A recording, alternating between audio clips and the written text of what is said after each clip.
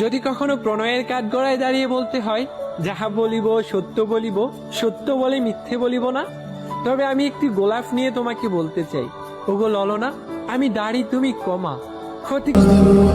दिल को थोड़ा दर्द हुआ, मर्ज हुआ